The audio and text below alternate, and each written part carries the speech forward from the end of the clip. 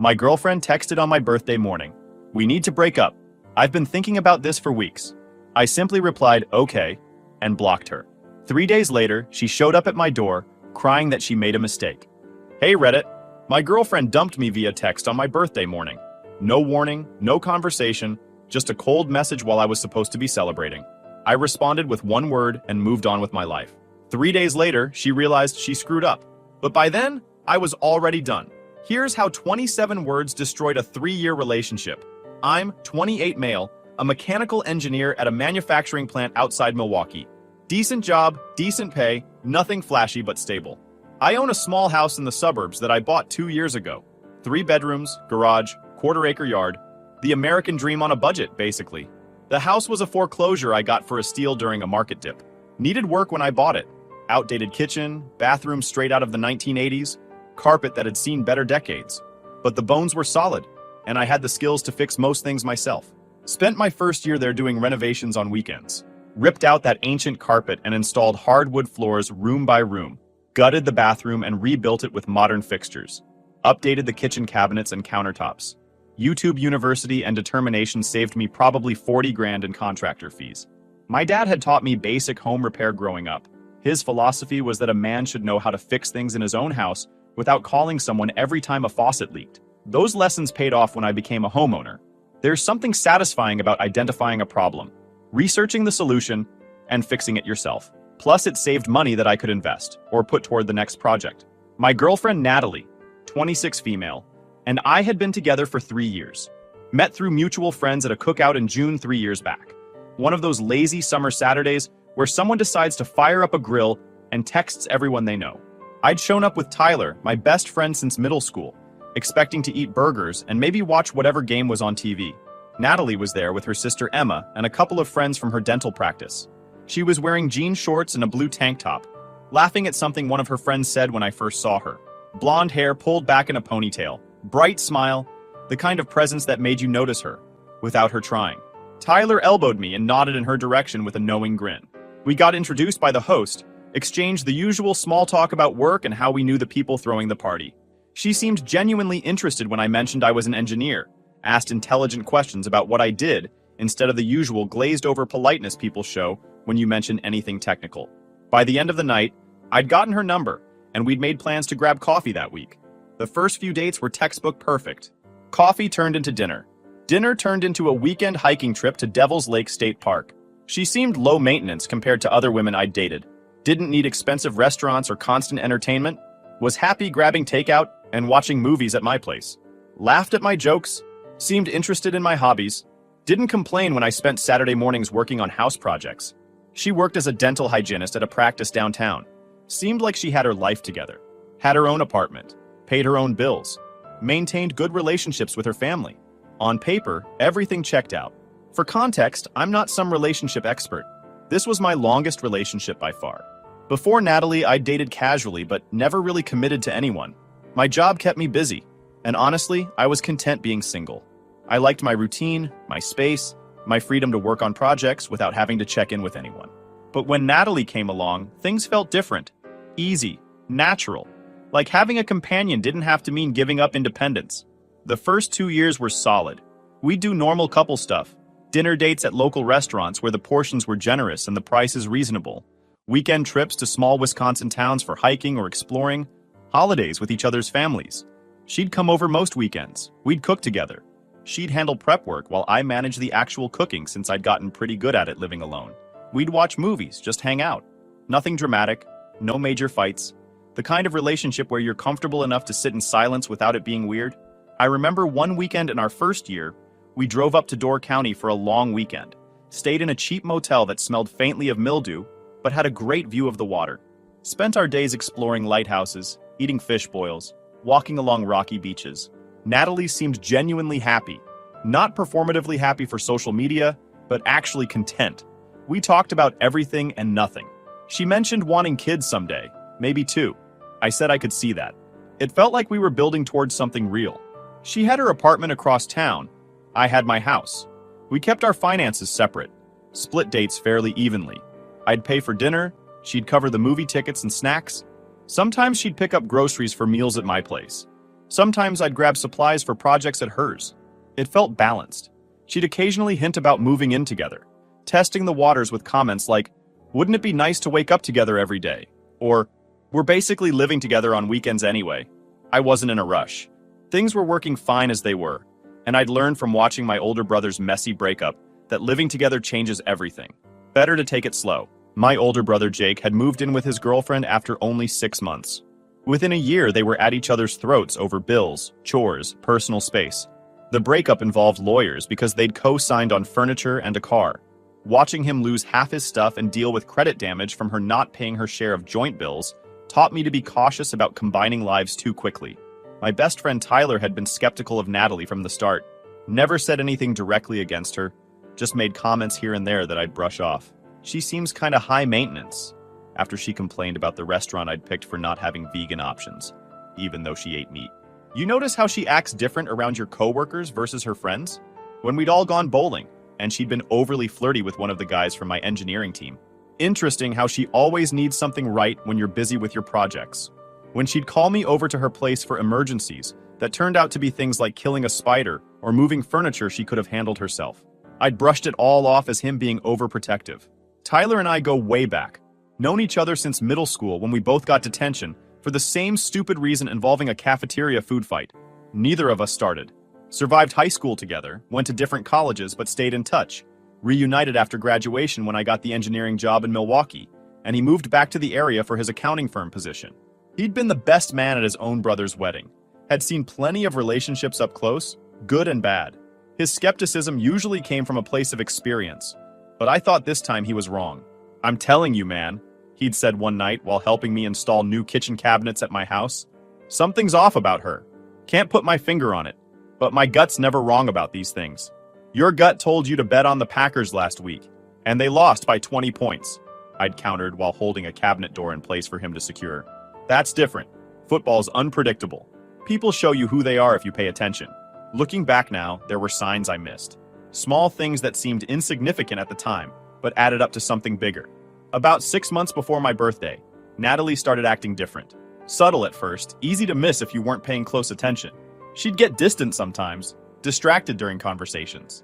I'd be telling her about a problem we'd solved at work, some technical issue with a production line that had taken us 3 days to troubleshoot. And midway through the story, I'd realized she hadn't heard a word I said. She'd be staring at her phone, or out the window, this glazed look in her eyes. I'd ask what was wrong and she'd snap back to attention. "Nothing. Sorry, just work stuff." When I'd press for details, she'd wave it off. "The new dentist is just really demanding. Creates a tense environment. You wouldn't understand." Maybe I wouldn't understand the specifics of dental practice drama, but I understood stress. I'd been working in manufacturing for 6 years, dealt with impossible deadlines and demanding supervisors. The difference was I'd talk about it, use my partner as a sounding board. Natalie just withdrew. The dental practice where she worked had recently hired a new dentist. Young guy, probably fresh out of dental school, apparently thought he was going to revolutionize their small practice. According to Natalie's initial complaints, he was demanding, perfectionistic, created tension with the existing staff.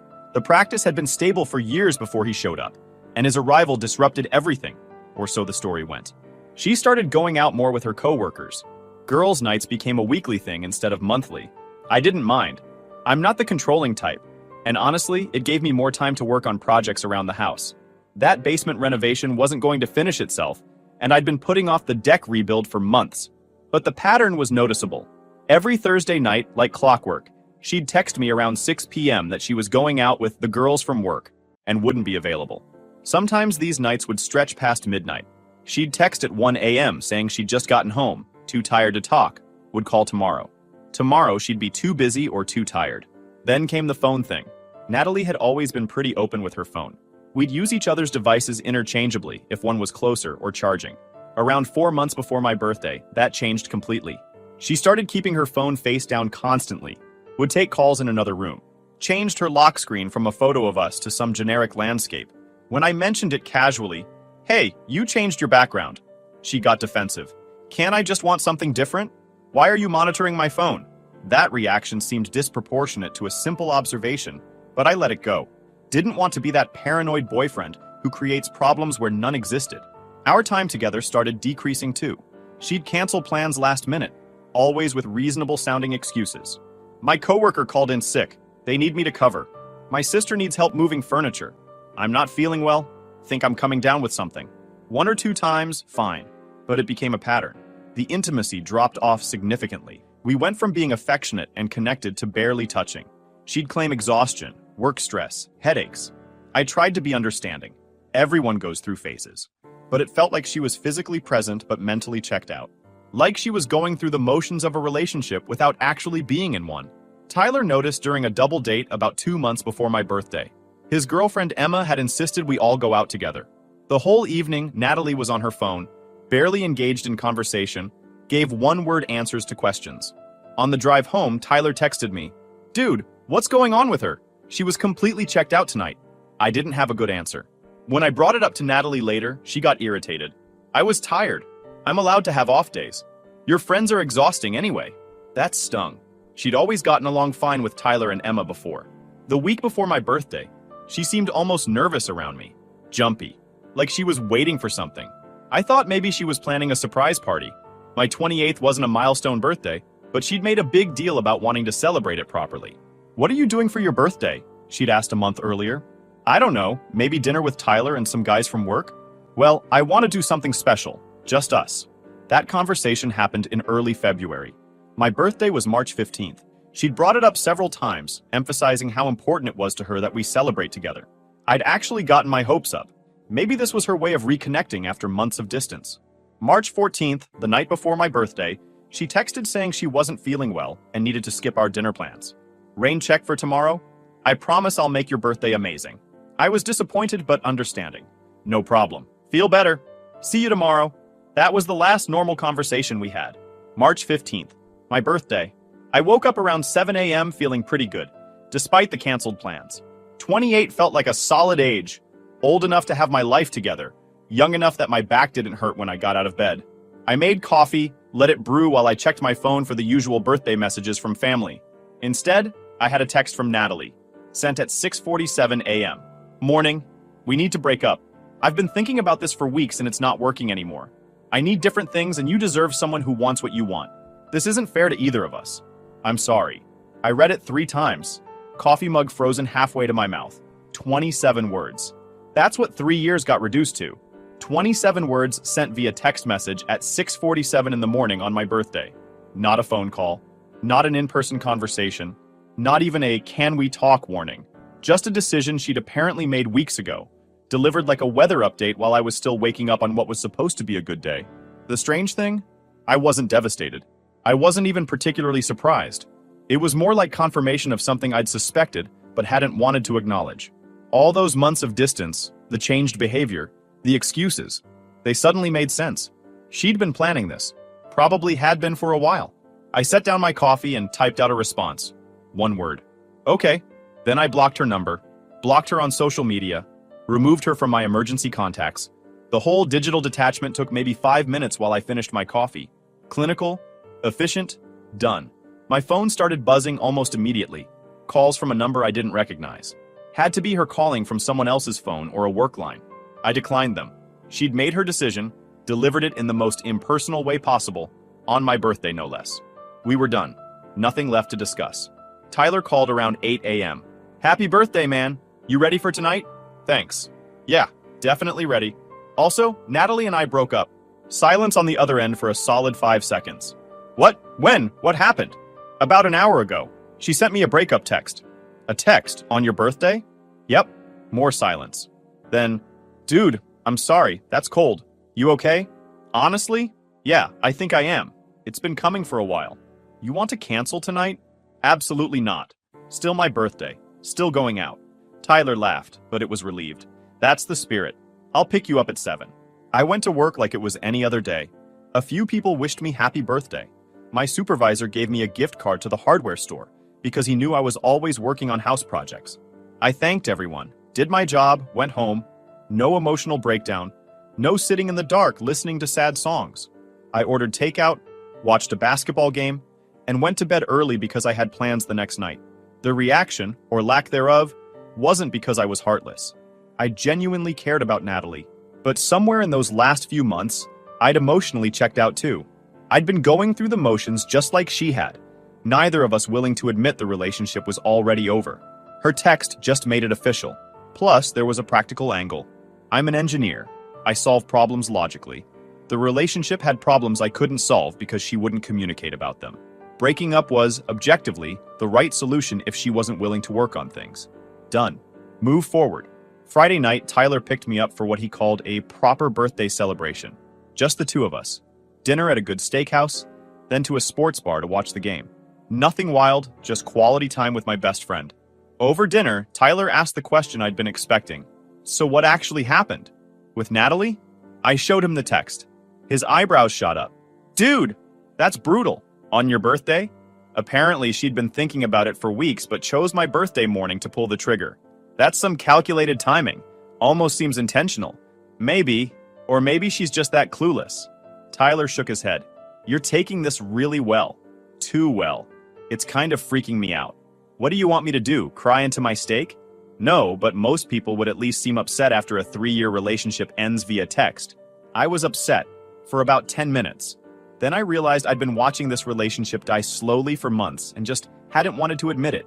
She did us both a favor by ending it, even if her execution was terrible. Fair point. Tyler raised his glass. To dodging bullets and moving forward, we spent the rest of the evening talking about anything except Natalie. Work projects, Tyler's upcoming fishing trip, the Bucks' playoff chances. It felt good. Normal. Like a weight I hadn't realized I'd been carrying had finally lifted. Saturday morning, I woke up to 17 missed calls and 32 text messages, all from unknown numbers. I checked one of the voicemails out of curiosity. It was Natalie crying. Please answer. I made a huge mistake. I don't know what I was thinking. We need to talk, please. I deleted the voicemail without listening to the rest. Checked a few of the texts, same content, escalating desperation. I messed up. I wasn't thinking clearly. Can we please just talk? You can't just ignore me like this. Actually, I could, and I was. The thing is, once I make a decision, I commit to it fully. Natalie had decided to end things. I'd accepted that decision immediately and moved on. Her changing her mind 3 days later wasn't my problem to solve. She'd had weeks to think about this, her words, but somehow managed to have second thoughts after 72 hours of consequences. The text continued throughout Saturday. Different numbers each time. Her friends' phones, her sister's phone, even a few I didn't recognize. The content evolved from apologetic to frustrated. Why are you being so stubborn? We need to talk about this like adults. You're being immature by ignoring me. I didn't respond to any of them. Each new number got blocked as it came in. I spent Saturday doing yard work. The grass needed mowing, the garden beds needed weeding, the garage needed organizing. Physical labor that kept me busy and productive. Tyler stopped by around noon with sandwiches. Emma told me Natalie's been blowing up her phone asking about you. Yeah, she's been trying to contact me through everyone. I'm just ignoring it. Emma said she showed up at her work yesterday, crying, saying she made a terrible mistake and you won't talk to her. That's accurate. Tyler looked at me curiously. You're really not going to hear her out? What's there to hear?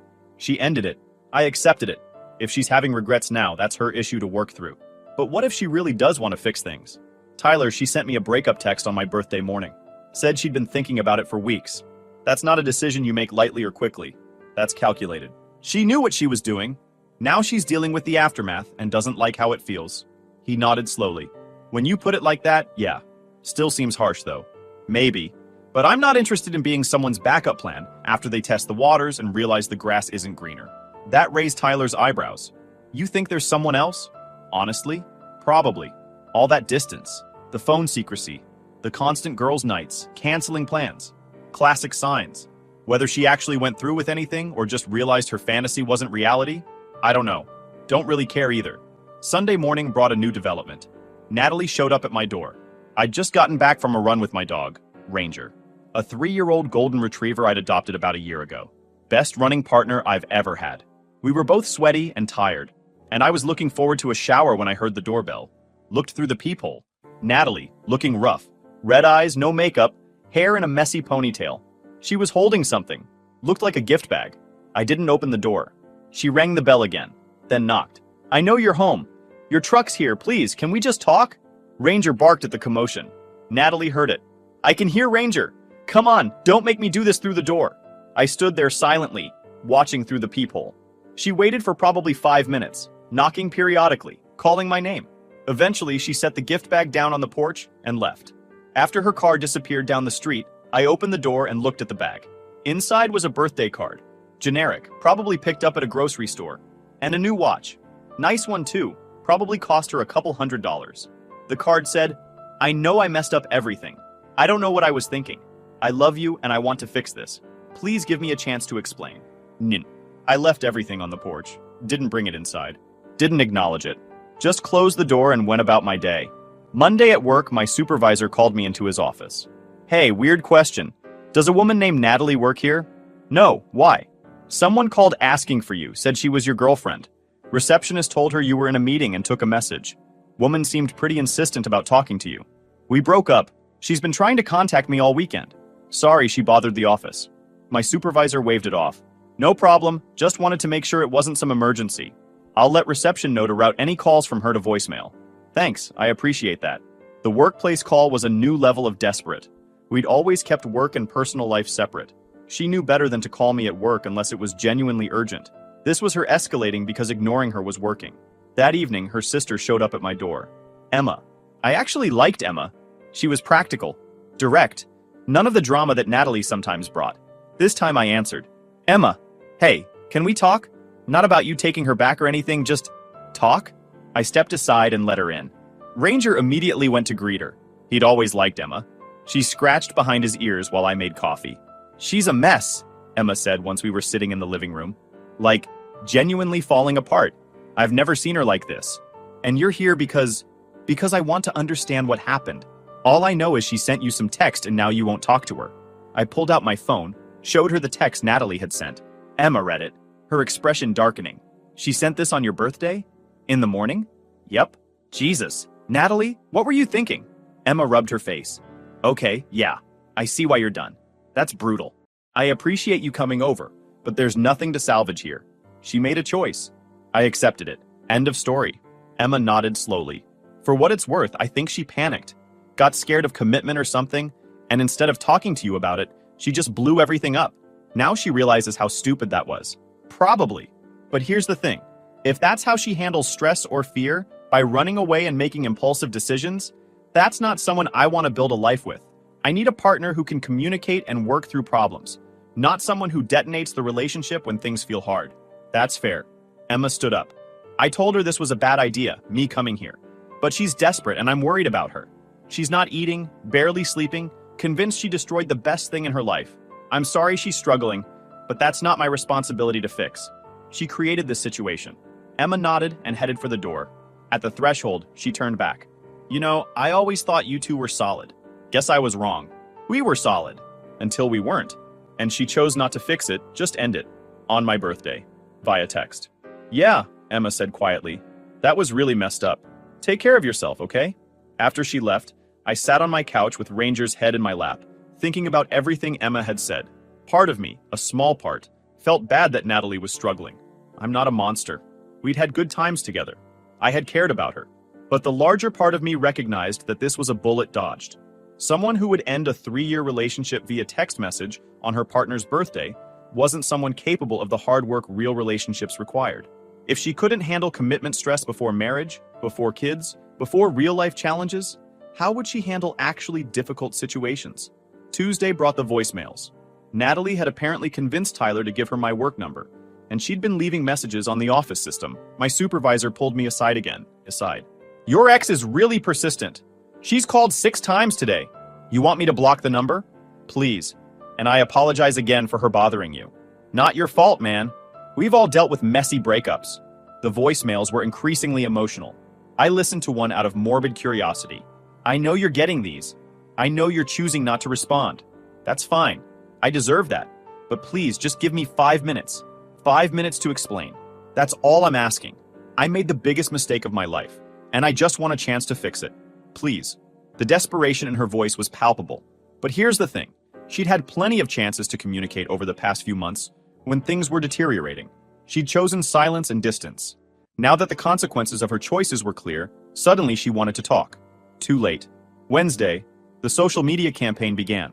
Despite blocking her, I started getting tags and mentions in posts from her friends. Screenshots sent by Tyler showed Natalie posting vague, melancholy updates about making mistakes, and losing the one person who mattered.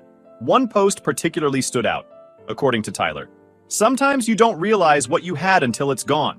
I took someone amazing for granted and now I'm living with the consequences. If you care about someone, tell them. Don't wait. Don't assume they'll always be there. I learned that lesson the hardest way possible. The post had hundreds of likes and dozens of comments asking what happened, offering support, telling her she'd find someone better, public mourning of a relationship she'd ended 5 days ago. Tyler texted me, "She's getting a lot of sympathy online. People don't know she's the one who ended it." I didn't care. Let her have the sympathy. Let her friends comfort her. Didn't change the facts of the situation, or my decision to move forward. Thursday marked 1 week since the birthday text. I'd successfully avoided any direct contact with Natalie despite her escalating efforts. My life was actually peaceful. I'd gotten more projects done around the house in 1 week than in the previous month. Work was going well. Ranger and I had established a solid running routine. I'd even started planning a fishing trip with Tyler for next month. The absence of relationship drama was freeing. No more wondering why plans got canceled. No more feeling like I was competing for attention with a phone. No more walking on eggshells around someone's inexplicable mood swings. Just simple, straightforward life. That evening, my doorbell rang again. Through the peephole, I saw Natalie with Emma. Tag team approach. I almost didn't answer, but Emma had been reasonable during her visit, and I didn't want to completely burn that bridge. I opened the door, but didn't invite them in.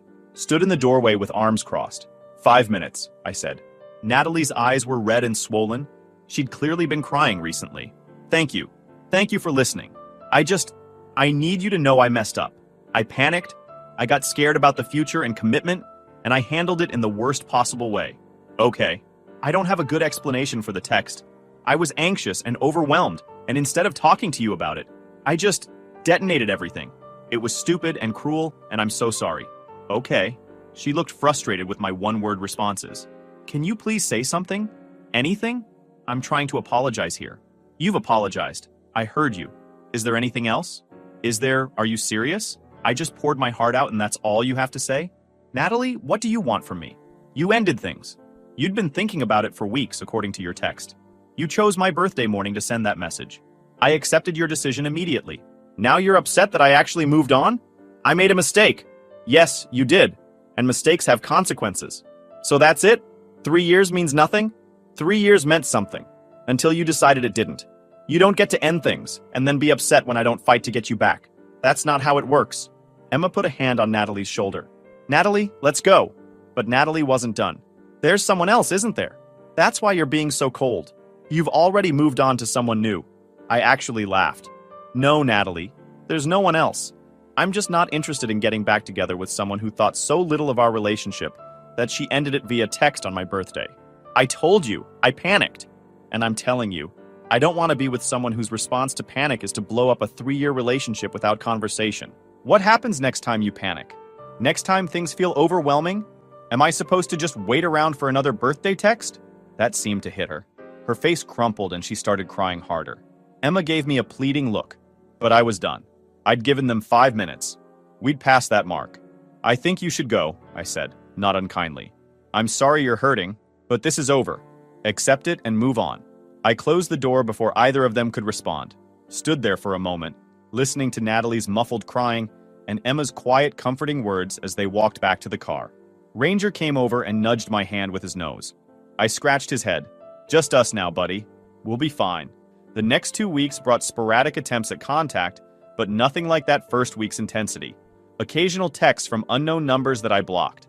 A few more social media posts that I ignored. One awkward encounter at the grocery store where she saw me, started to approach, saw my expression, and changed course.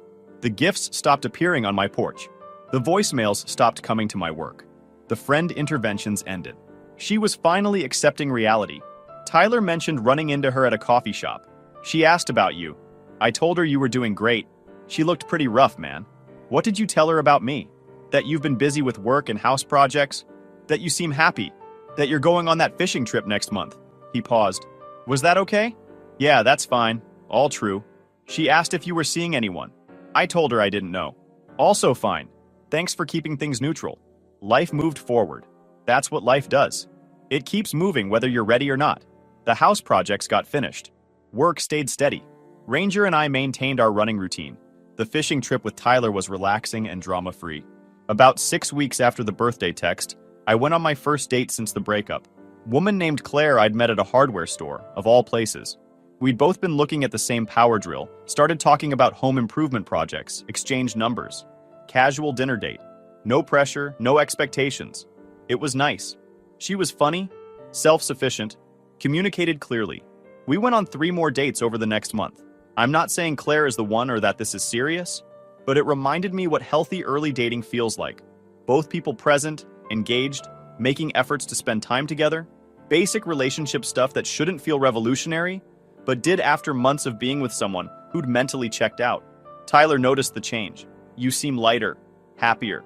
I feel it. Like I didn't realize how much energy I was putting into a dying relationship until I stopped. 3 months after the breakup, I saw Natalie one final time. I was at a friend's barbecue. Tyler had dragged me to it, promised there'd be good food and no drama. Natalie showed up with her sister. Emma gave me an apologetic look as they arrived. Natalie saw me across the yard and went pale. I just nodded acknowledgement and went back to my conversation with Tyler and some guys about the best fishing spots in Wisconsin. She didn't approach me, didn't make a scene. Stayed on the other side of the yard talking to people she knew. Professional distance. It was actually mature of her. I left after about an hour. I'd already been planning to. Had work early the next morning. As I was heading to my truck, Emma caught up with me. Hey, thanks for being cool today. I know it was awkward. No problem, she's allowed to be places. I'm not going to make it weird. Emma hesitated. For what it's worth, she's seeing someone now. Guy from her work. Has been for a few weeks. Good for her. I hope it works out. Emma looked surprised. You really mean that? Yeah, I do. I'm not bitter, Emma. We weren't right for each other. Better we figured that out before marriage, or kids made it more complicated. She still talks about you sometimes. Says you were the best relationship she'd had and she destroyed it. Maybe. Or maybe we just ran our course. Either way, it's done. We both need to move forward. Emma smiled sadly. You're handling this way better than either of us did. Take care, okay? You too. That was the last meaningful interaction I had with anyone from that chapter of my life. Natalie exists in my past now. Not with anger or resentment, just as someone I used to know who taught me important lessons about what I need in a relationship. 4 months later, I'm still living in my house with Ranger. Work's going well. I got a promotion last month. The relationship with Claire developed into something real and steady. She's met Tyler and Emma, they all get along. We're taking things slow, learning from past mistakes. The house projects continued. Finished renovating the basement into a proper entertainment space. Built new deck furniture. Started a vegetable garden in the backyard. All those things I'd planned to do eventually, but never got around to when I was in a relationship with someone who wasn't really present. If you enjoyed this video, please hit that subscribe button. It really helps the channel and help us bring you more and better stories. Thanks.